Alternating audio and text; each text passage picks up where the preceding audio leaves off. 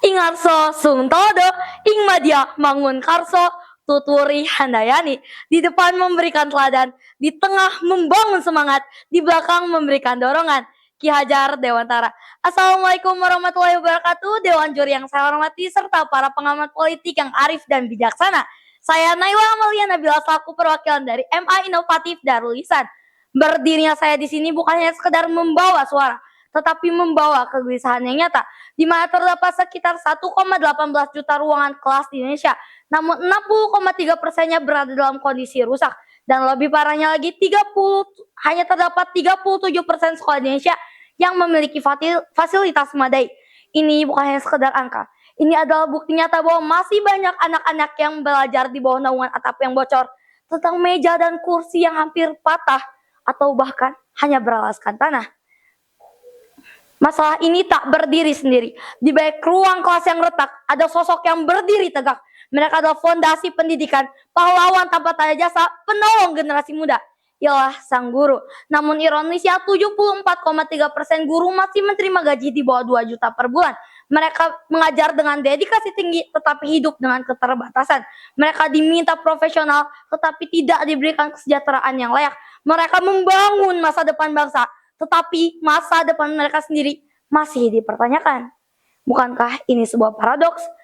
Dua masalah tadi telah ada dan dibahas dalam undang-undang, namun nyatanya aturan belum sepenuhnya menjadi kenyataan.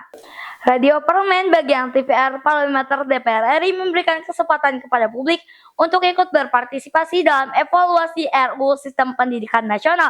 Oleh karena itu, dalam langkah ini, izinkan saya memberikan beberapa masukan agar RUU Sidiknas benar-benar mampu menjawab kebutuhan zaman, sekaligus meningkatkan kualitas pendidikan di Indonesia. Pertama, pasal 45 RUU Sidiknas menegaskan bahwa setiap satuan pendidikan wajib menyediakan sarana dan prasarana yang memenuhi kebutuhan peserta didik sesuai dengan perkembangannya.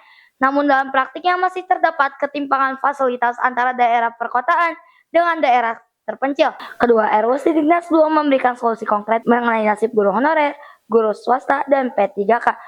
Hingga saat ini belum terdapat ketentuan yang secara tegas mengatur posisi dan perlindungan bagi guru honorer dalam RUU tersebut. Maka ada pun solusi yang bisa saya ajukan antara lain adalah menaikannya standar minimum gaji bagi guru sebagaimana skema upah minimum provinsi UMP dan skema upah minimum kabupaten UMK.